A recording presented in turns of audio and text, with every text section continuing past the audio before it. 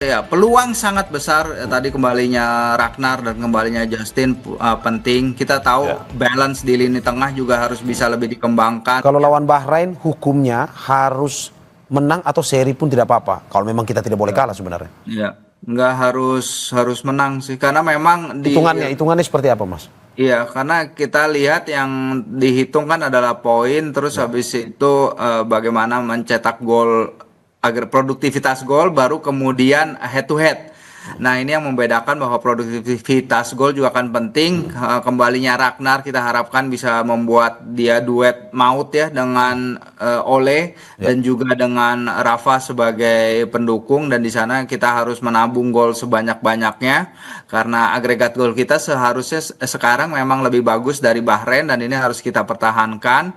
Jangan mengejar seri, harus kemenangan harga mati benar-benar di laga nanti, dan saya yakin dengan dukungan para supporter yang luar biasa, para pemain timnas akan merasakannya, karena timnas para pemain juga merasakan kok dukungan luar biasa dari para supporter Garuda yang membuat bermain di SUGBK itu membuat mereka tampil 110%.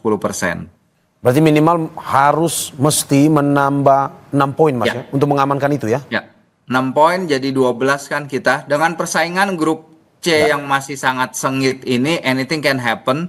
Apapun bisa terjadi laga per laga, mungkin hitungannya akan beda. Mungkin beda apabila kita di grup A atau grup B ya, di mana udah ada beberapa tim yang mungkin nggak sekompetitif tim-tim lainnya gitu. Dan ini kita kebetulan tergabung di grup yang sulit, di mana China juga sudah 7 kali bermain di round 3 qualifiers ini. Arab Saudi juga udah berkali-kali lolos ke Piala Dunia sejak 1994. Australia jangan ditanya. Jadi kita emang saingannya sebenarnya dengan Bahrain, bukan dengan Australia, bukan dengan Jepang dan Arab Saudi. Kita luar biasa sekali bisa mengalahkan mereka di SUGBK kemarin. Oke. Kalau misalkan pada akhirnya yang kita peroleh tidak sampai 6, hanya 4, apakah memang itu tetap berada di jaring amannya atau kritis juga sebenarnya?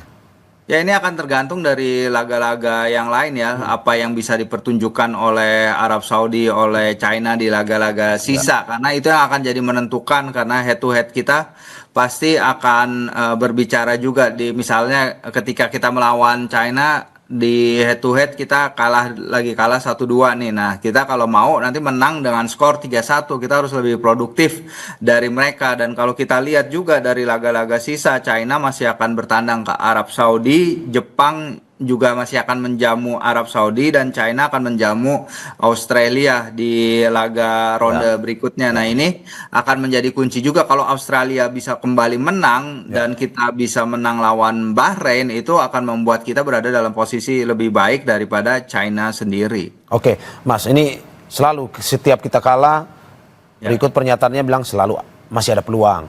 Kalah, masih ada peluang. Menurut Anda kalau kalah lawan Bahrain, masih ada peluang kah? Berat sih, sangat berat ya. Kita jangan sampai kalah lawan Bahrain. Ini juga target dari Coach Patrick pada awal ya, dia menargetkan 4 poin dari Australia dan juga dari Bahrain. Kita udah nggak bisa ngambil 1 poin dari Australia, dan artinya kita harus menang lawan Bahrain.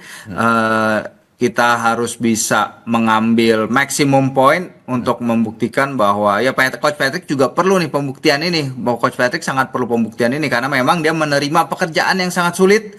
Kita harus akui itu, kita harus mengakui keberanian dia mengambil pekerjaan yang sangat sulit di tengah kompetisi yang berlangsung seperti kata Mas Ignatius tadi. Tapi dia juga harus bisa membuktikan diri. Bagi dia nggak ada lagi proses, bagi dia harus result dan terutama result dalam 2 laga kandang kita ke depan. Oke. Terakhir, Mas, secara di atas kertas bagaimana melawan Bahrain, apakah Indonesia punya peluang, prediksinya berapa, dan apa yang harus dilakukan oleh Patrick Kluivert dalam pertandingan melawan Bahrain ini? Ya, peluang sangat besar tadi kembalinya Ragnar dan kembalinya Justin penting. Kita tahu balance di lini tengah juga harus bisa lebih dikembangkan. Nathan sayang sekali karena dia minim gameplay, terlihat dari permainannya kemarin. Mungkin ada baiknya Ivar kembali ke tengah, atau bahkan Joey Pelupesi yang banyak digadang-gadang akan main juga mungkin bisa diturunkan. Yang pasti memang mempertahankan apa yang udah baik dari laga pertama, yaitu apa yang ditunjukkan tim dalam 15-20 menit awal.